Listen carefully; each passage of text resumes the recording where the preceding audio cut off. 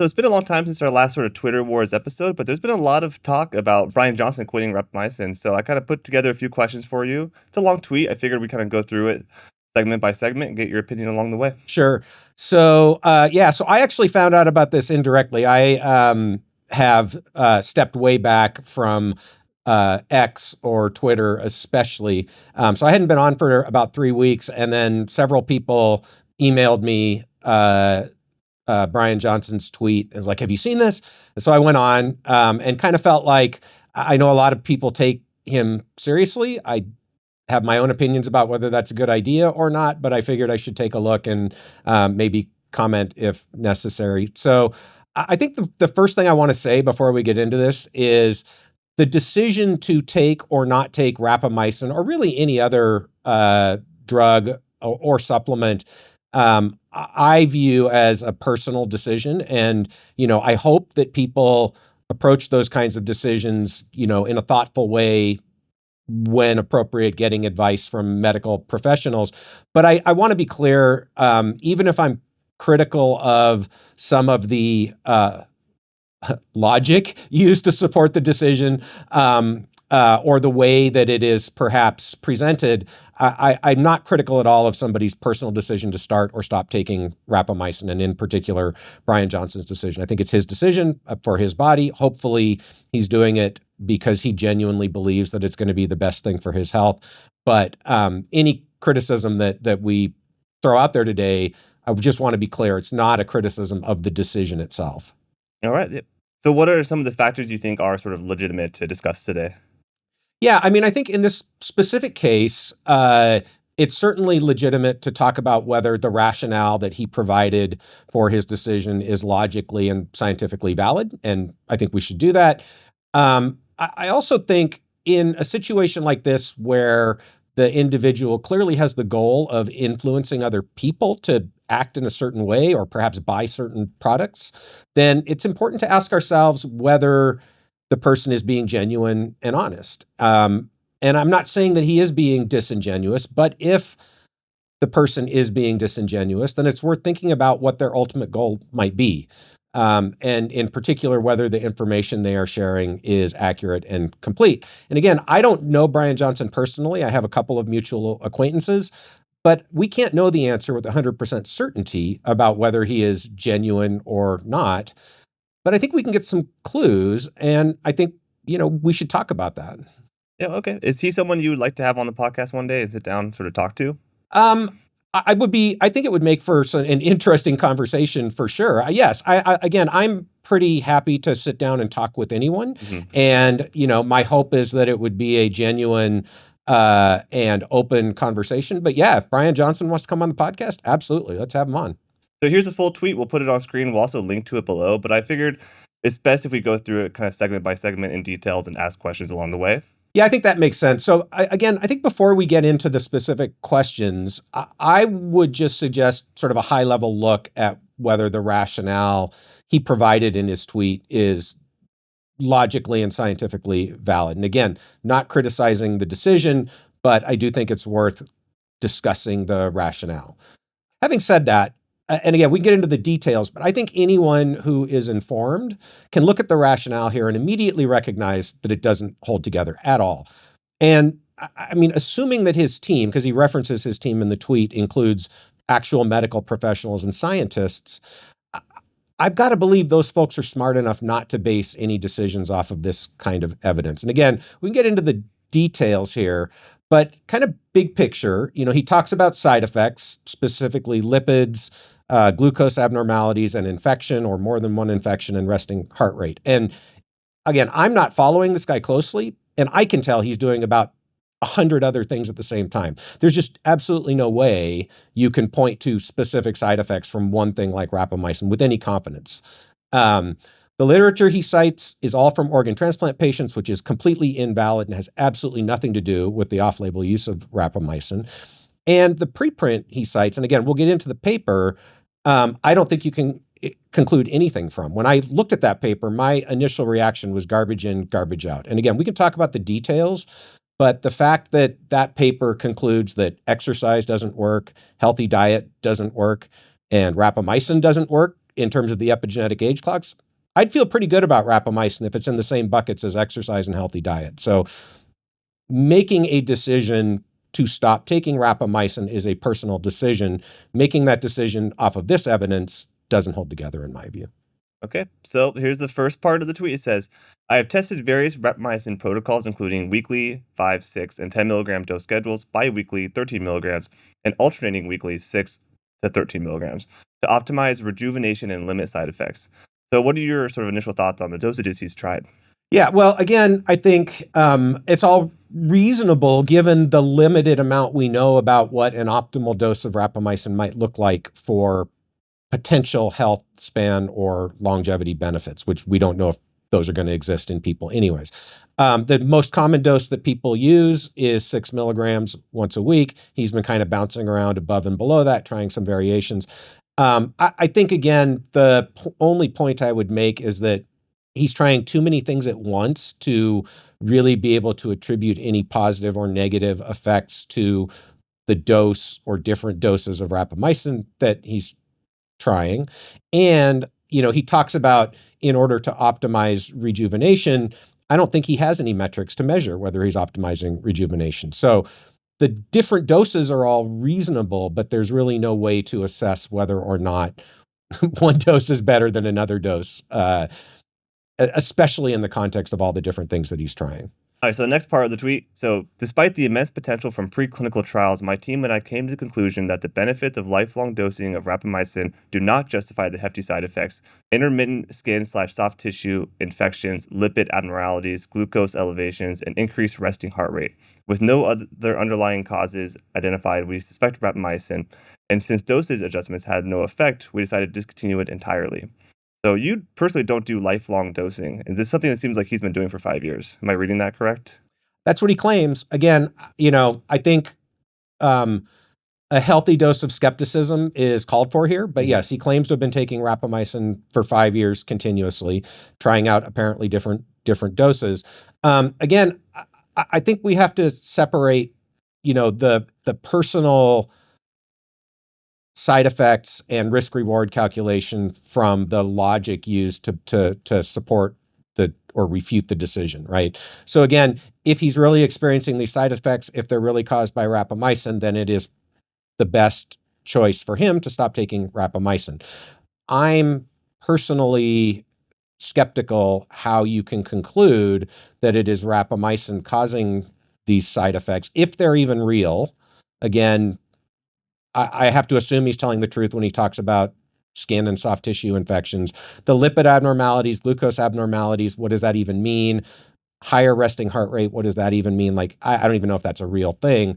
But then when you think about all the other stuff this guy is doing, and to attribute that to rapamycin seems like a stretch to me personally. But again, I don't know his situation. And so if the side effects are real, and his team is confident that they're caused by rapamycin, it's probably the best choice to stop taking rapamycin. I will say the side effects are very individual. Even in organ transplant patients taking, daily doses, high doses, maybe 10% of people would experience a side effect spectrum like this, maybe not even that high. So, it's possible that's all due to rapamycin. I can't really answer that. The only way to really know would be to stop doing rapamycin, keep everything else the same, and see if all the side effects go away. The question about continuous versus intermittent, I think, is interesting. I sort of early on settled on the personal choice that I would do, 12 weeks on rapamycin and then some period of time off and kind of cycle that. I've more or less kept to that. I think the longest continuous I've ever done it is 6 months. I've had one infection that might have been related to rapamycin. I've never experienced any other of the other side effects that he talks about. So it could also be an individual response to the drug. Okay, he mentioned, resting heart rate decrease, and he even said in this sort of follow-up tweet that it was a 10% drop, which is pretty big in resting heart rate. Have you noticed yours goes up when moments and down? No? Nothing that is correlated with whether or not I'm taking rapamycin. So again, I can't think of any real plausible mechanism here. Is it possible? Sure. Is it likely? In my view, no, probably not. All right, so continuing with his tweet, he said, Preclinical and clinical research has indicated that prolonged rapamycin use can disrupt lipid metabolisms and profiles, as well as induce insulin and glucose intolerance, as well as pancreatic beta cell toxicity. Despite anecdotal evidence of rapamycin slowing down tumor growth, its effects in inhibiting natural killer cells do raise concerns for anti-cancer immune surveillance and cancer risk in the longer run. Yeah, so all of the citations that he uses here to support those statements come from organ transplant patients taking rapamycin at high doses in combination with strong immunosuppressants. There's nothing new here. In fact, this data was all well known before he even started taking rapamycin. So, why? First of all, it's not relevant to the off-label use at the doses he's using it in healthy people, and why it's a concern to him now. So I think the timing here really is interesting, but it makes no sense that he would be concerned about this now and not when he started rapamycin or over the 5 years he's supposedly been taking it, to me. So I do think, again, it's worth emphasizing we have abundant data now in people using rapamycin off-label, and I would say it's pretty clear that these potential side effects are not significant in that population. So I don't think there's certainly no new information here. And I don't think there's any reason to be concerned about these particular side effects in people using rapamycin off-label. I wanted to run something by you, and this could be a logical fallacy, but when I was in college, and if I was writing a paper on, say, insulin sensitivity, the professor said pick papers are within 10 years old. When he started rapamycin in 2019, everything he mentioned was older than 10 years, and it was already out there, and he still didn't really take it into account. And it seems like this preprint was the straw that broke the camel's back. It was like the last... that all makes sense? Or? I agree. So we'll get into the preprint. That does seem to be the only new piece of data that he's pointing to in support of the decision. Again, I think it should be clear to anyone with any sort of scientific background or medical background the deep flaws in this preprint that make the conclusions essentially impossible to support, at least the way he's interpreting them. So I have to be a little bit, again, I have to go back to questioning kind of the timing here. And again, I really want to be careful not to be critical of his personal decision to stop taking rapamycin. It's more the rationale and the way it was presented that makes me wonder what his intentions were. Okay, so to continue with his tweet, additionally, on October 27th, a new preprint indicates that rapamycin was one of a handful of supposed longevity interventions to cause an increase/acceleration of aging in humans across 16 epigenetic aging clocks. This type of evaluation is the first of its kind, as most longevity interventions up to date have been tested against 1 to 2 aging clocks, leading to invisible biases and potential intended cherry picking of favorable clocks for the tested interventions. Yeah, so there's a lot to say about this particular preprint. And I think we need to do a dedicated episode to really get into the weeds and take people through why, in my opinion, there's really nothing informative. Maybe one informative thing comes out of this preprint, but absolutely nothing informative about whether or not rapamycin or exercise or diet impact biological aging. It's a deeply flawed study that I think has been misinterpreted by Bryan Johnson and probably by lots of other people. Okay. I do think there's two things to say. One is the epigenetic tests themselves, particularly the direct-to-consumer tests, have a lot of noise. And we just put out a video that goes through an experiment that I did that I think clearly suggests that the noise is swamping out the signal. So there are real questions about the tests themselves. And then the approach taken in this paper, as I said, I believe is deeply flawed, but I think all you have to do is look at their own data to see how deeply flawed it is. So they looked across a bunch of different interventions. Most of them showed no significant effect one way or the other in terms of the epigenetic signatures. The things that showed no significant effect, rapamycin was one of them. So I do think it's important to note that what Bryan Johnson said in his tweet is incorrect. Again, I don't know whether it was intentionally incorrect or if he and his team just don't know how to read scientific literature or do statistics.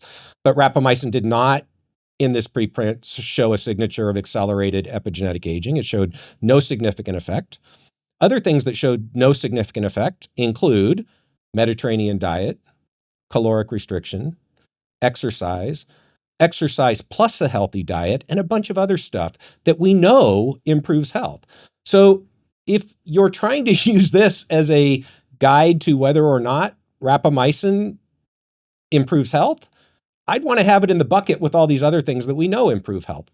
The one thing that I thought was kind of interesting that came out of this study were things like anti-TNF therapy showed a positive signature. So I'm not suggesting that there's no signal here. It's just the signal, as far as we can tell, isn't strongly correlated with the things that we know improve health.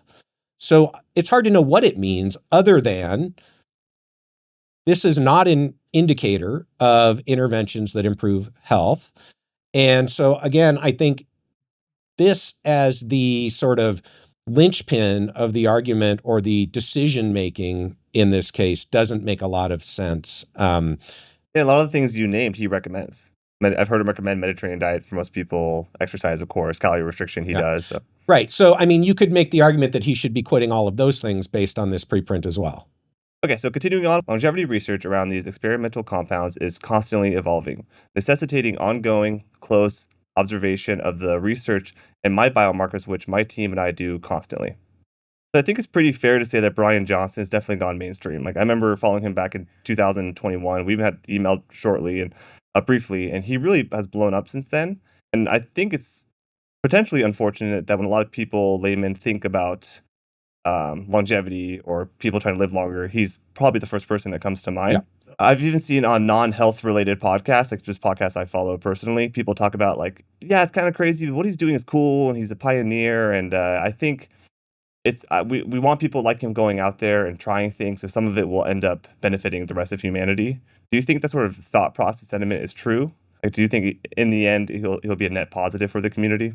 I honestly don't know. And again, I think time will tell.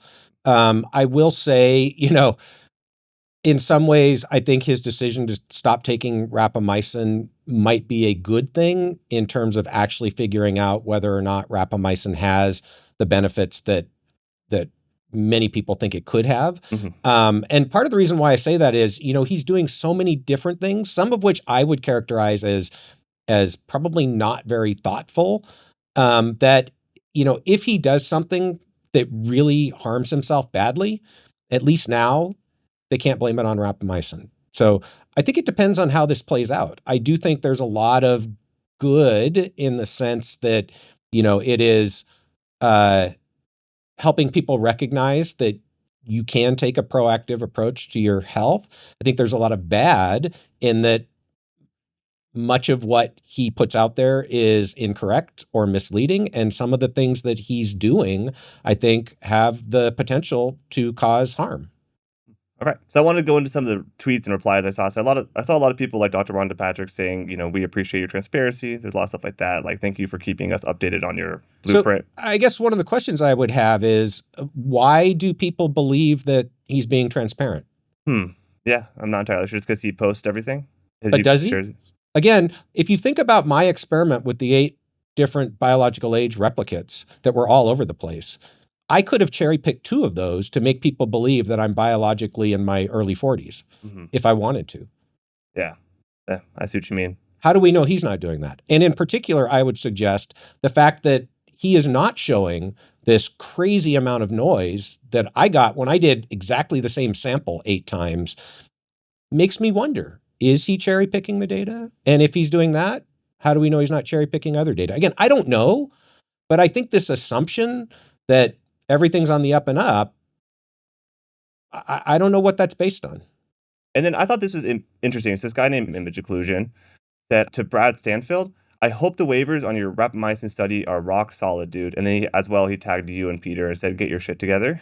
So could you give a quick update on what the study that Brad is running? Sure. So first thing I would say is I think part of the reason why I've stepped back from X or Twitter is there are, I think, a fair number of people out there who are disingenuous in the way that they approach these conversations and are just acting like trolls, not interested in having a legitimate conversation. And I think this is one of those people. So, Yeah.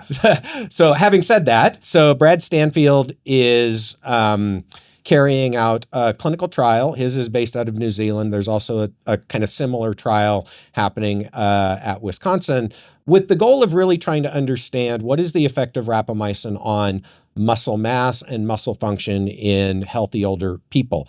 The rationale for those kinds of trials is that we know from the muscle biology literature that mTOR activity is required for new muscle synthesis. So there's some concern that taking rapamycin, which is an mTOR inhibitor, may impair new muscle synthesis. There's also a large body of data in laboratory animals that rapamycin protects against muscle loss with aging or sarcopenia, and some emerging data, including data from the Pearl trial, that rapamycin might have a positive effect on muscle mass in people using it off-label. So it's an open question.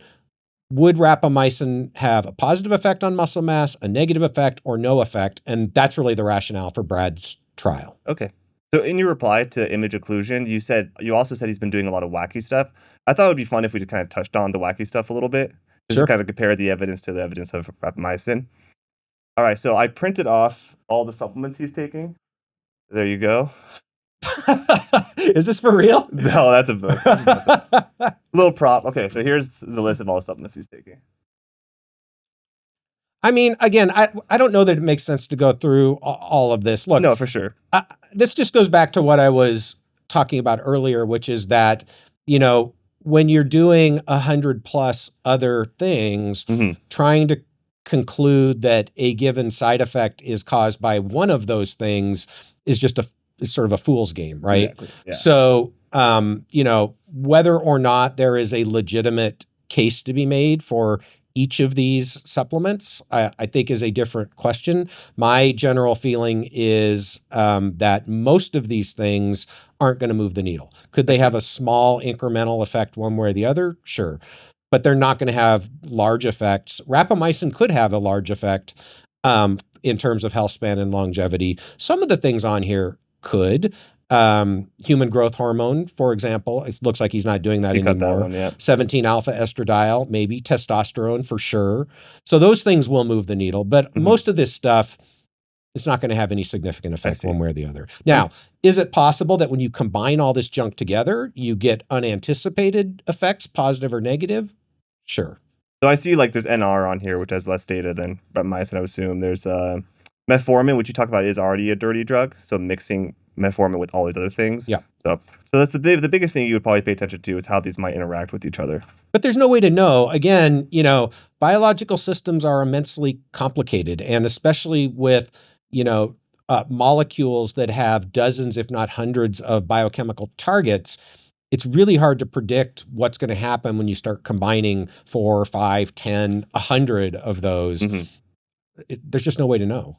All right. Some other sort of, again, I call them wacky things. They might not be, but gene therapy, we have a whole episode on that. Yeah, we did an episode on that. And I think that's a good example where you really have to question the advice that he's getting. Again, if we accept what he's put out there publicly, which is that was done at the advice of his team, whoever that is, you really got to question not only the idea of going offshore to get gene therapy and to let people that you don't know inject something in your body with no, quality control on manufacturing, I think is questionable.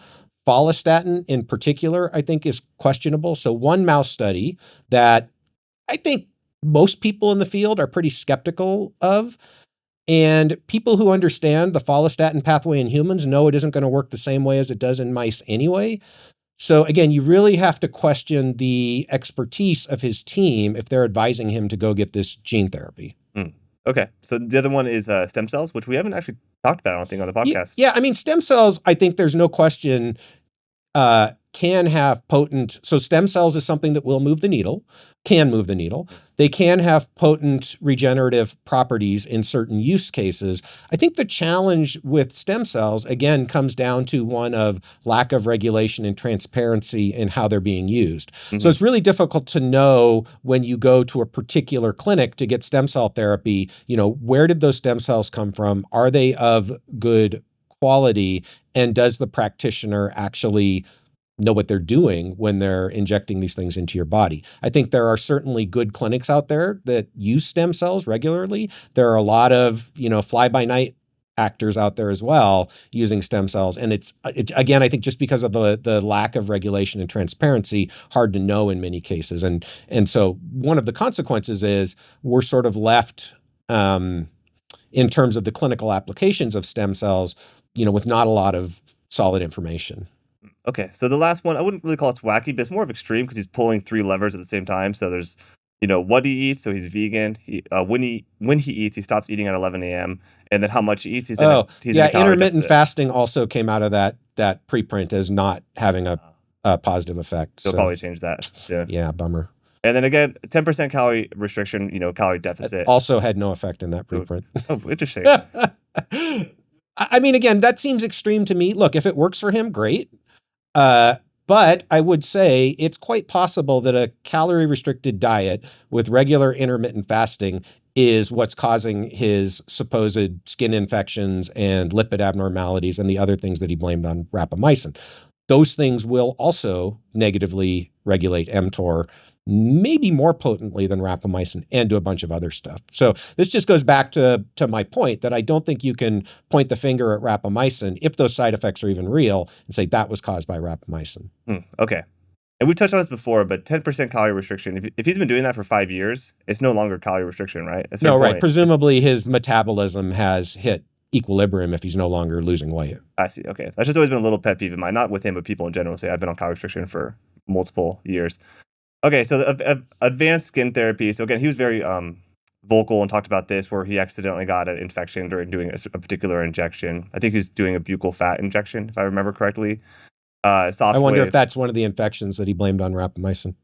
Is there, if he did get the infection, would taking rapamycin potentially? I mean, again, it's always possible, right? But people who don't take rapamycin get infections all the time, especially when they do wacky stuff like this. So who knows? Okay, so let's go back to a little Twitter war with image occlusion. So again, he tagged Brad Stanfield and said, I hope your waivers on your rapamycin study are rock solid, dude. He also tagged you and Peter T and said, get your shit together. To which you replied, this guy's supposedly been taking it for 5 years along with doing a bunch of truly wacky other stuff. And at worst, he maybe got a skin infection.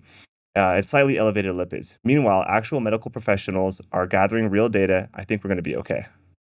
Yeah, so I mean, a couple things.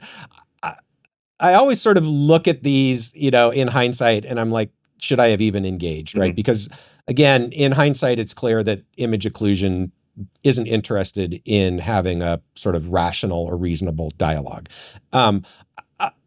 Again, I think what I said, the guy's supposedly been, Bryan Johnson, this guy's supposedly been taking it for 5 years. Again, we don't know. That's what he says. Doing a bunch of other wacky stuff. So he has pictures to prove that. And the side effects he pointed to were skin infection, lipid abnormalities, and glucose. So that's the worst in 5 years of rapamycin, maybe. But we don't know, right? And again, this is all the points that we've made so far today. The other point I was trying to make is that there are actual medical professionals, including Brad and others, doing clinical trials to really try to gather real data and answer these questions. And so I think if you put, this preprint and Bryan Johnson's sort of pointing to outdated organ transplant data up against real scientists doing real work, I would go with the real scientists doing real work. He replied with, the poor outcomes of Bryan Johnson, Dr. Green, and others might be anecdotal. Clocks might be unreliable, but you guys dove headfirst into RAPA with 0 human clinical trials and are now grasping at anything to fit it as a longevity drug in humans. So irresponsible. I mean, people can have their opinion. I think probably what I responded was to point out that there's plenty of human data, right? And there's been human data since I don't know, 2012, when Joan did her first study on everolimus. That's ignoring all the organ transplant data, but talking specifically about geroscience and improving an age-related functional measure, in that case, vaccine response. So plenty of human data starting in 2012. Now, I think none of us have ever said that rapamycin slows aging, increases lifespan, improves health span in people. I think, I've been pretty clear that there's some reason to believe it can have positive effects for some people in certain areas, and we need to do the clinical trials to definitively answer that question. I think what was perhaps unfortunate and, again, disingenuous was him pointing to Alan Green and Misha Blagoslani, who both recently passed away, both took rapamycin, and I would say were pretty vocal advocates for rapamycin, probably more so than me, both of them, and suggesting that because they passed away, that it was caused by rapamycin. I think in Alan's case, it's pretty clear he started taking rapamycin because he was diagnosed with hypertrophic cardiomyopathy. He attributed the reversal of that hypertrophic cardiomyopathy to rapamycin. I think that is very biologically plausible. We've seen similar things in laboratory animals. There's evidence now in pet cats for reversal of HCM, as well as dilated cardiomyopathy. So it probably was, in fact, the case that rapamycin gave Alan 5 years, 10 years of additional life. Misha, again, I think he's been very open, like his history was complicated. He smoked for a long time. Did rapamycin accelerate his decline from cancer? Did it protect him to some extent from that cancer? I don't think we'll ever know. But I do think it is, while it's reasonable for people to think, maybe rapamycin didn't help them, it's also quite possible that it did, and we don't know. And I don't think it's legitimate to suggest that they died because they were taking rapamycin. Hey everyone, Nick here from the future. So when I was reviewing this episode, I realized I misspoke on this question I asked to Matt, but he had a great answer, so I didn't want to cut it out of the episode. So I'm here redoing the question, which was, if you had $600 million, would you still have the urge to potentially sell overpriced MRI scans, supplements, as well as olive oil? Here's his answer. Wow. So I think I'm going to answer that indirectly, but I do think this goes to, I think, a bigger question, which is around, is Bryan Johnson genuine in his approach here? And so I think what the question is suggesting is that there is a marketing component to what he's doing, for sure. I don't think he would deny that. And he has started selling products. The one that made me really look twice was the MRI partnership that he went into with Ezra. And the reason why that really caused me to maybe question his motives is, what it seems like they did was they combined a few different things that, if you just add them together, their retail price come to about $2,500, and then started selling it for $5,000.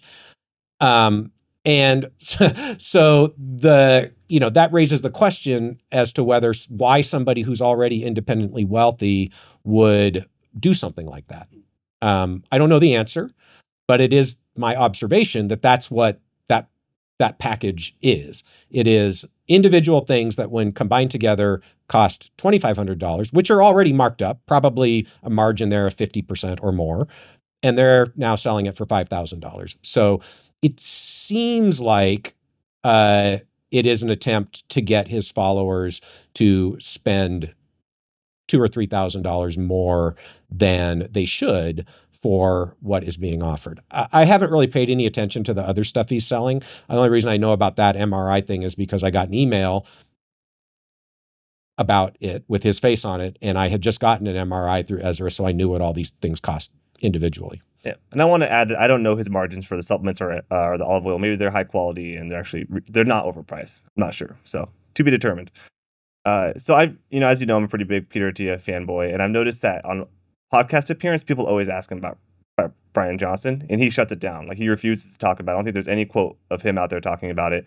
Meanwhile, we've done probably 2 or 3 episodes, and I'm curious, do you get asked about him a lot? What's your sort of like on that spectrum of not giving the guy a lot of, watch time versus discussing it and maybe potentially helping people not fall into particular traps? Yeah. So, I mean, it's a good question. I obviously do get asked a lot.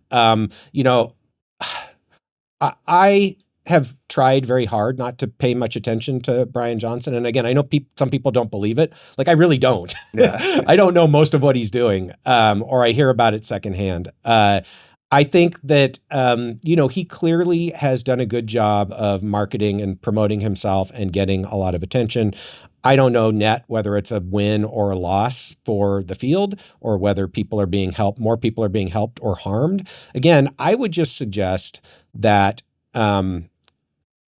some of what he has done, I think, should make anyone who is really thinking critically question the motivations. And it's not obvious to me that he is being transparent or completely honest in what he is putting out there. I don't know that he's not, but there are some things that make me wonder, like this MRI deal, or like what seems to be potentially selective presentation of data when he is suggesting that he's sharing everything with people. Yeah. And just to add to, just because I've watched a good amount of his stuff, is our 80% is the same. It's the pillars, it's diet, exercise, don't drink, don't smoke, stuff like that. It's just the 20%, which is part of his popularity, is what I think we mainly talk about. So on that, anything you want to end on, sort of wrap this up? Well, I think one thing that also is worth mentioning here is the timing, right? So I found it interesting that, right after this New York Times article came out, and again, I have mixed feelings about that, but that kind of, in some ways pushed rapamycin into the spotlight, right? Then all of a sudden, Bryan Johnson's deciding he's going to stop taking it with really no new evidence, right? Other than that preprint, which you've already talked about. Nobody legitimate would actually look at that preprint and make a decision based off of it. All of the other stuff he pointed to is stuff that he knew about before he started taking rapamycin, or he should have, or his team should have. So there's really no, I think, solid reason to decide now that he's going to go public and stop taking rapamycin, other than maybe it's a way to generate attention for himself in the context of rapamycin, which has just suddenly become very popular. I will say personally, I already sort of alluded to this earlier, I'm perfectly fine with Bryan Johnson stopping taking rapamycin. Like, regardless of, again, that's his decision. Maybe it's best for him. But I think for rapamycin, it's probably a good thing. And I'm also perfectly fine with, rapamycin not getting so much attention. I think we really need to do this right, actually get legitimate data and figure out, where does rapamycin work? Where doesn't it work? What are the real risks? And I think when people like Bryan Johnson get involved, like, the real data goes out the window and it just becomes a bunch of noise, and, people like these trolls on Twitter, saying a lot of stuff that isn't true. So I'm actually optimistic now that, we can move on with rapamycin. Bryan Johnson can move on and do whatever he wants to do, and the two will not be linked. I see. So we've mentioned his team a bunch. Do you know anybody on his team, or? Okay, I'm just curious what that looks like. Yeah, so. I don't. I mean, again, it would be interesting to know. I would suggest that if he doesn't have anybody with a scientific background in the field, he is making a mistake. There are plenty of medical doctors out there who have co-opted the phrase longevity medicine, who really don't understand the biology or the research. And again, I think we can just look at some of the choices that he has made, and it seems that it maybe wasn't based on a solid understanding of the research or the medical data that's out there. Yeah, that's probably why I asked too, because you seem to know all the big neuroscientists out there, and the fact you don't know anybody on his team, as my advice for him would be to get someone like that on his team. Well, I would say I haven't actually tried to find out who's on his team. I see. So again, I mean, Again, I'm not joking. Like, I Yeah. pay no attention to this guy except when stuff like this comes up. So I actually don't know. Maybe it's public knowledge who's on his team. Okay. All right. Well, I think that was helpful. Yeah, and again, I doubt Bryan Johnson's watching this, but if you are watching it, would love to have you come on and we can talk about some of this stuff. Yeah, that'd be great. It'd be fun. All right. Thanks, everyone, for watching the Optispan podcast. I hope you found that informative, maybe entertaining. I don't know. As always, any comments or questions, please leave them below. And we hope to see you next time on the podcast.